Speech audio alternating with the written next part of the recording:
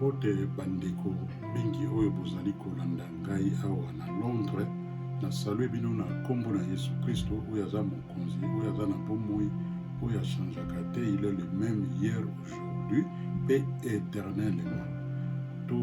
Nazali toujours continuer na série ya message oyo nazali kosala depuis touti kobandela na mbula oyo ezali intitulé cette fois-ci réinitialisons nos pensées pour na kokolisa vie spirituelle na biso malamu na 2021.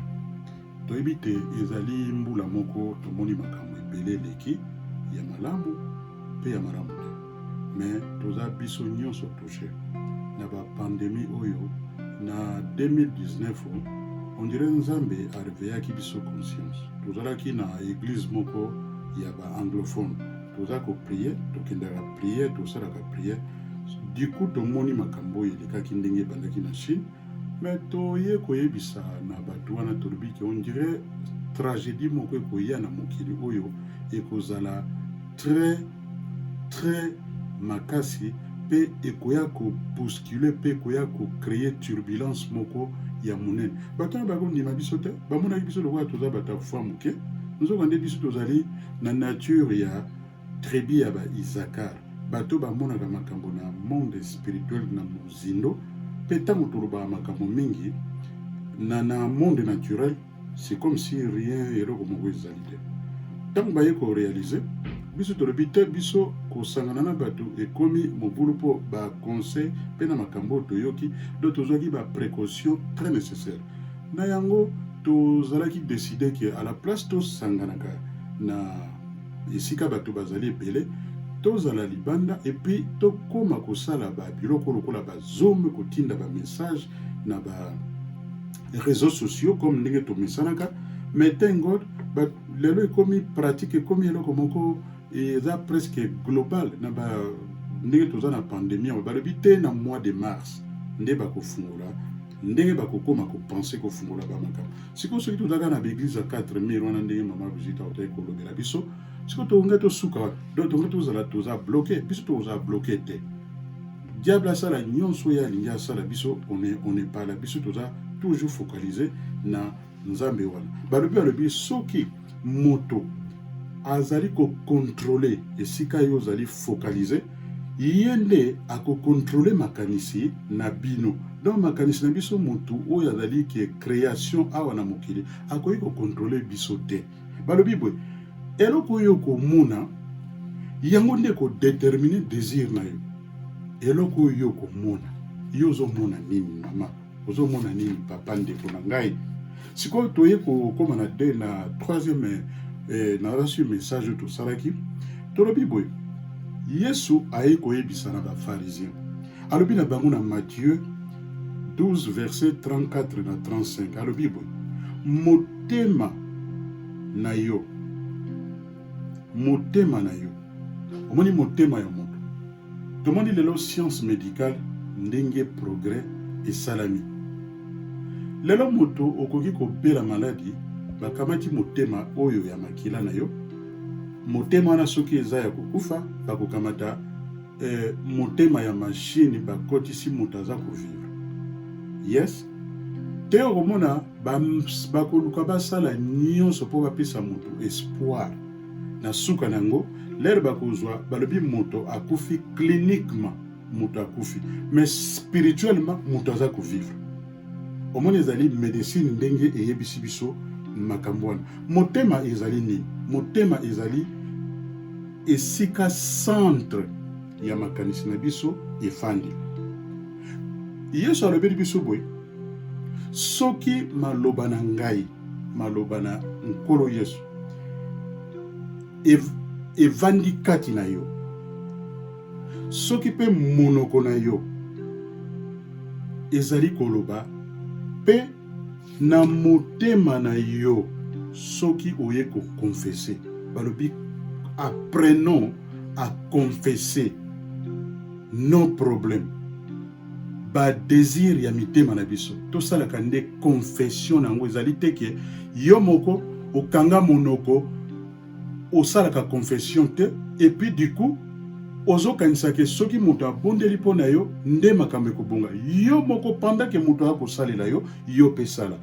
Ngai mpe nakangamaka na eloko wana nasibokaki batémoignage na ngai epris na nga au moins presque 10 ans.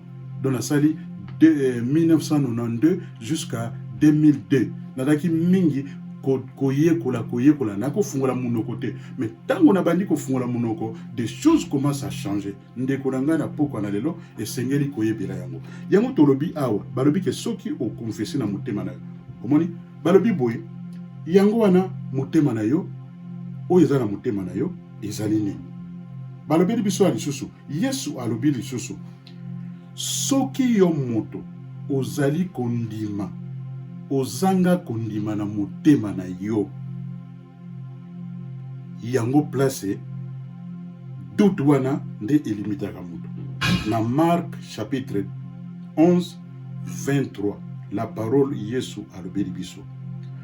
Na mokanda na Hébreu 3 12 elobeli biso Paul alobeli biso boye alobi okoya komona likambo ya motema ya moto ezali spirituel ezali physique te oyo naza koloba ezali mpona korenforcer bana na Nzambe bacroyant na Yesu Kristo ete ntango tosambelaka esengeli esprit na biso ekola âme na biso ekola ezala en alignement na nzoto oyo ça représente eloko moko te.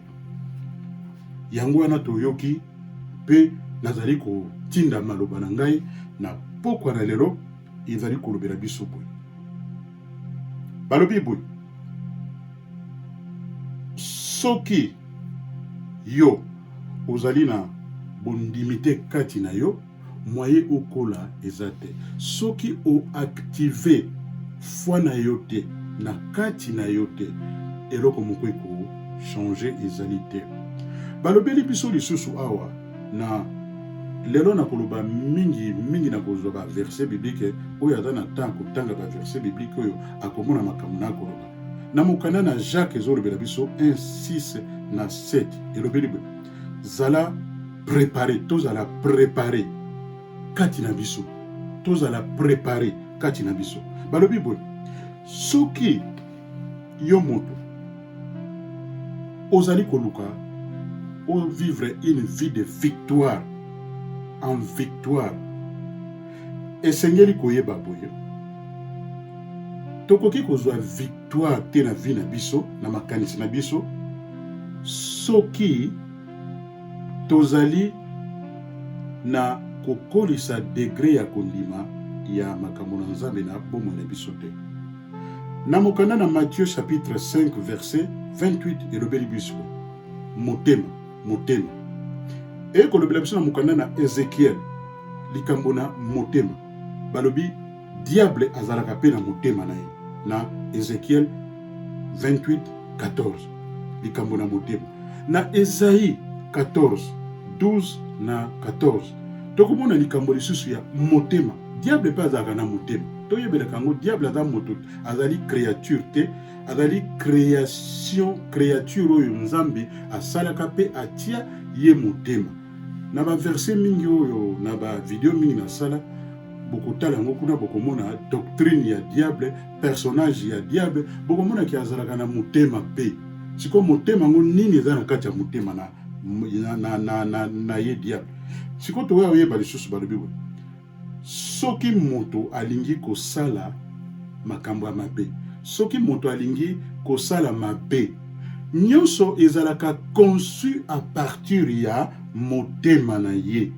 Na référence tokoya komona awa na Actes des Apôtres 5:3 elobeli biso boye Satan ayaka kokota na motema ya moto na motema na moto motema moto na te kolobango na ba grec langage ya ba grec babengaka ngo cardia balobi boye cardia ezali eloko oyo ezali kosala te système oyo ezali ko inclure makambo lokola na état mental pena état moral ya mutu na ba activité oyo mutu akosala.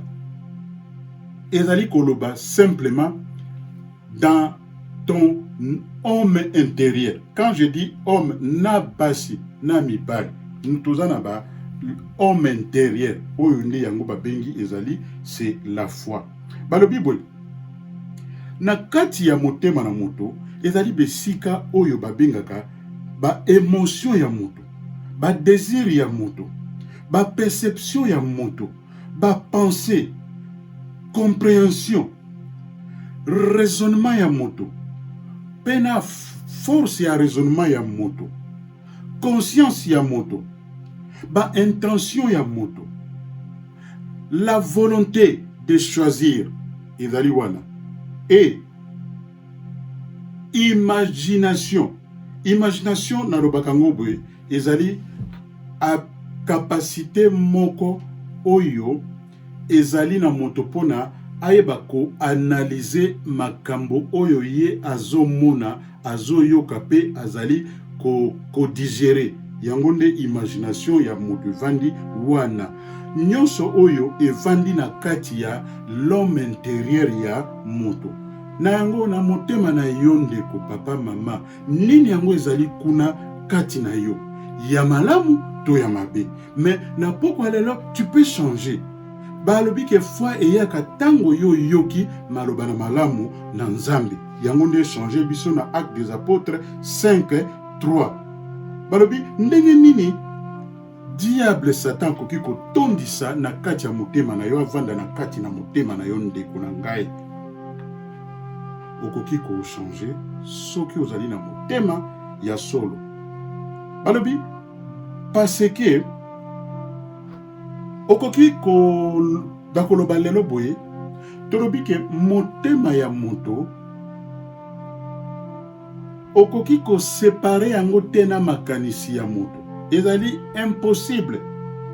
Yango yo kaka place moko balobi ke oyo vandi na motema na yo monoko na yo koya koloba. Okoki jamais ko séparer nini yango ezali na motema pe na makanisi na moto. Na Proverbe 23:7 elobi boye ndenge moto azali kokanisa. Ndenge moto azali kokanisa.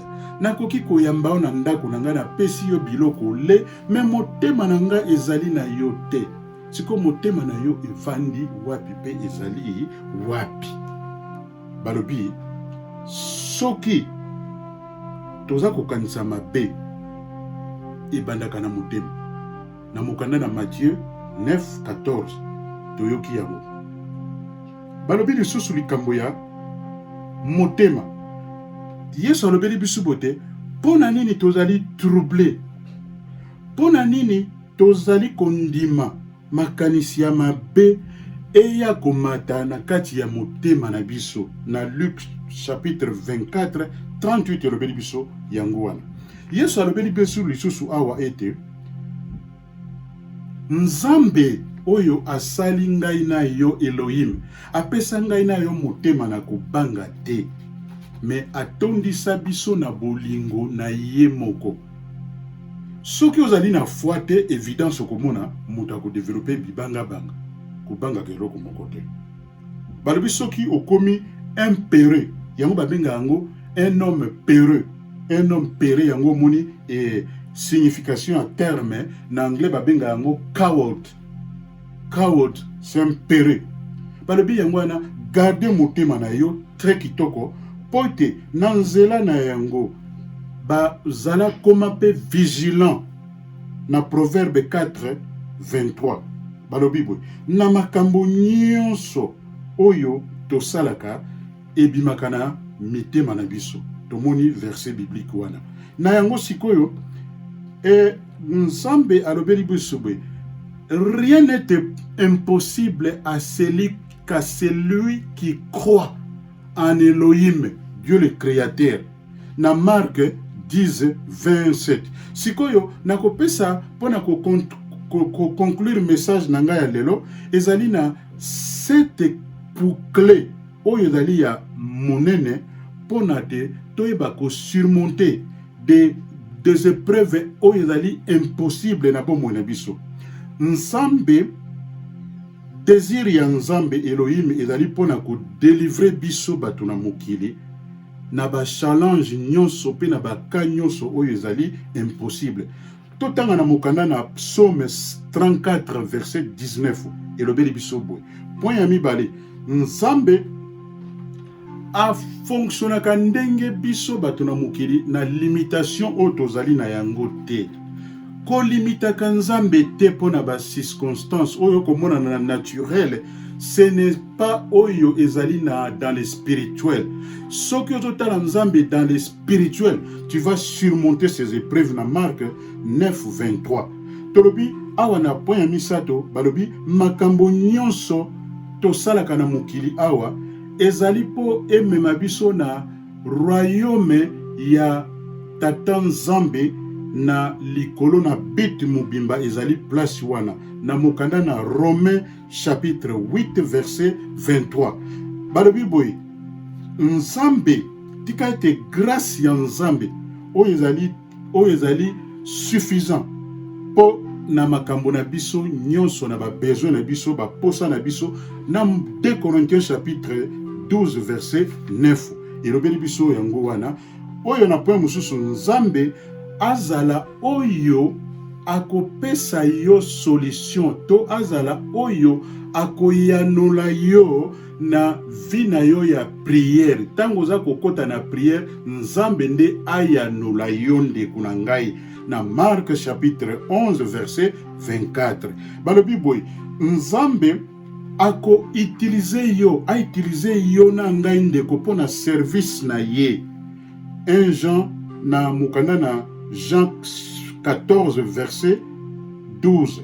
Balobi ke eloko ekoki ko tungisa na vie ezali te ndeko.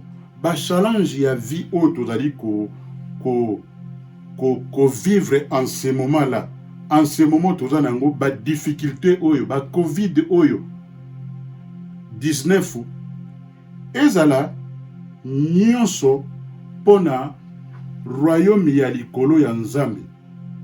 Ezala réponse na yo na ngandi kuna mukanda na Jean 14 verset 1 na 2. Yango nde message on azalaki nango lelo. Tozwa tanto kota toyoka tosala ba étude biblique ya makasi na saison oyo lokola ba kangi batu na ba lockdown oyo tika ete saison oyo ezala saison ya malamu pona biso nyonso. Nazali ko inviter bino bo partager ba vidéo oyo bo pesa ba commentaire pe bo subscribe bo s'abonner massivement pote et matisa audience pour la gloire de Dieu na kombo na Yesu Christo to pesi bino merci mingi na oyo nyonso bolandi biso nkola zwa lokumu pe to komi bongo mbala na sima. Amen.